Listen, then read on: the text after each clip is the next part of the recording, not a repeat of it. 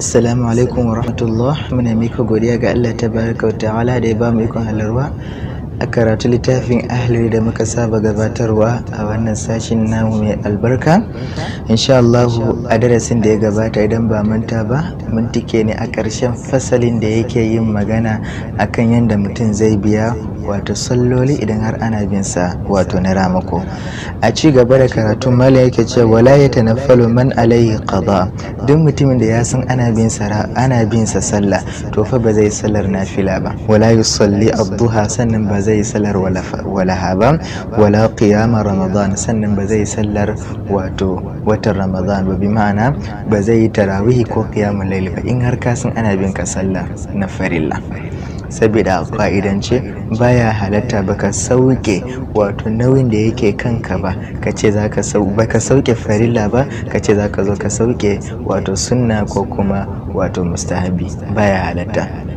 Sabida akwai hadisi da aka rawaito wani ya zo wajen annabi sallallahu alaihi wasallam yake tambayarsa cewa mahaifina ne ko kuma mahaifiyata ce ta yi bakance bata samu ta cika ba sai Allah ya mata rasuwa na wato gabatar da wato aikin haji, shin zan yi masa haji? Sai annabi yake cewa idan ko akwai bashi akan mahaifinka zaka biya ko ba zaka biya ba? Yake cewa zan biya. To haka nan bashin Allah shine fi cancanta da a ce mutum ya biya.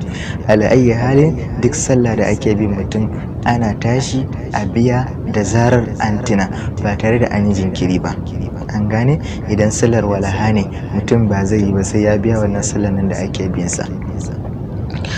Sannan wala qiyam ramadan, hakanan ba kai babu qiyamul layl, babu tarawih muddin ana bin ka sallah na farilla. Wala yajuzu lahu, dukkan wayannan sallolin baya halatta a gare sa, in ma akwai illa shafa wal witr, sai dai sallar shafa'i da witri sune kadai wayanda suke wato ya halatta mutum yayi su koda ana bin sa sallah na bashi ne. Wal fajr, hakanan zai yi sallah na raka'atanil fajr. Wa'ancan sallolin farko sunna ne, salatu duha, salatu qiyam ramadan, wa'annan duka sunnoni ne, amma kuma sunnoni su bai kai na yanzu nan karfi ba. Saboda hadisin Aisha take cewa annabi sallallahu alaihi wasallama baya barin rak'atanil fajr, baya barin shafa'i da witri ko da a halin sa na tafiya ne. Kun ga wa'annan suna da ƙarfi akan wa'ancan, shi yasa ko da ana bin karamako za ka kai rakatan alfajir, za ka kai shafa'i da wutiri. Da ana bin ka bashi ne za ka yi shafa'i da wutiri. Sannan wal idan, hakanan sallar idi, idan ana bin ka sallah to za ka kai sallar idi ba tare da wato ka biya sallan nan ba. Saboda me? Sallolin wanda suke da 'yan lokaci don suka wuce ya wuce mai shi kenan. Gudun kada mutum ya asara wannan falalan nan, malamai suke cewa babu komai ko da ana bin ka sallah ne za ka kai sallar yaushe, sallar idi insha Allah. Hakanan wal khusuf, sallah na kisfewa, sawa'un kisfewar rana ne ko kisfewar wata, kowane idan ya faru mutum zai yi sallah ko da kuwa ana bin sa wato bashin sallah ne na farilla. Sannan wal istisqa, hakanan sallah na roƙon ruwa, an katse ruwa baya sauka, zai haɗu aje farfajiya a yi sallah domin Allah ya sauke wato ruwa. Sakamakon haka ko da kuwa mutum ana bin sa sallah ne zai iya yi sa babu komai. Sannan waya juzu, har ila yana halatta liman alaihimul qada'u, ga waɗanda suke da ramu ko akan su ake bin su salloli, an yi sallu jami'an, su haɗu su yi sallah a tare. Wani ana bin sa sallan azhar, wani maka to dukkanin mutum da ana bin mu sallan azhar ne ku zo mu haɗu mu yi jami'i. Malai ce ya halatta, amma fa da sharaɗin izastawar salatu, idan har sallolin su ya daidaita. Ba zai yi wanda yake yin sallar la'asar ramako ka zo ka ce kai wanda ake bin ka sallar azhar ka ce za ka zo ka bi sa sallah ba, wai ka ce ai tun da dukkanin ramako ne bari in bi shi, baya halatta. Idan har sallolin ku ya zo daidai babu komai, idan sallolin ku bai zo daidai ba to akwai matsala. Ku bar shi ya sallansa, kai ma kai sallanka, ita ma ta yi sallanta. Wannan shine abun.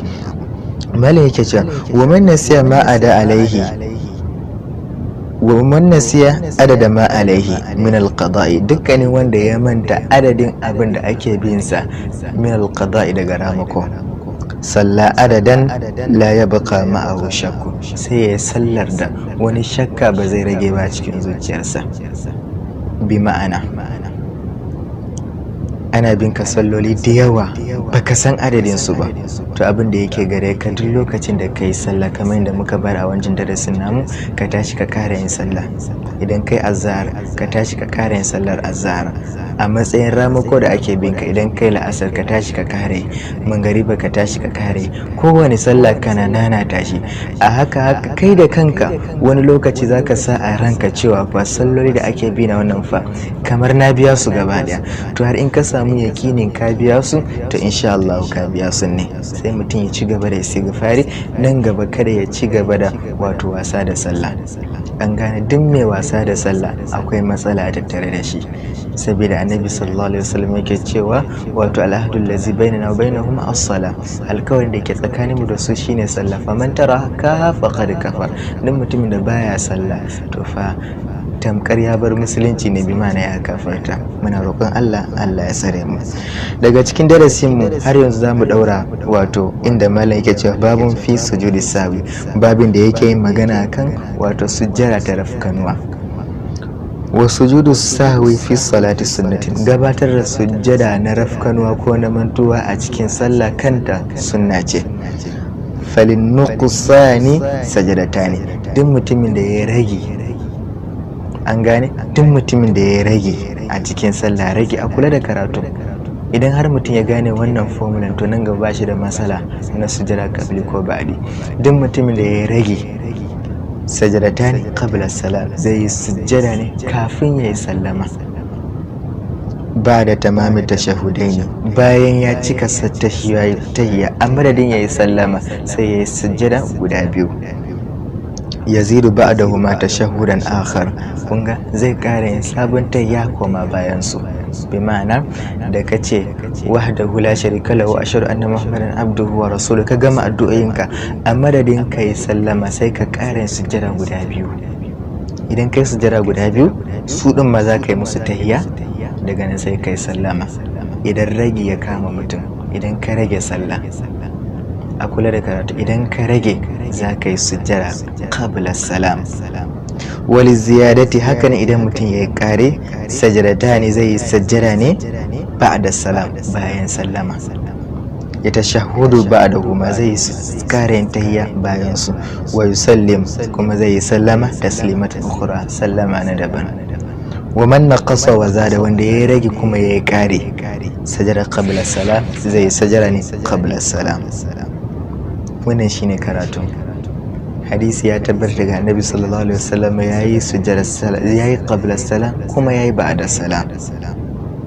Idan muka zo karatu mu na gaba za mu daura daga inda muka tsaya. Abinda muka fara daidai Allah ya ba mu ladansa, kuskure mu Allah ya fi mana. Subhanakallahumma wa bihamdika, nashhadu an la ilaha illa anta, nastaghfiruka wa natubu.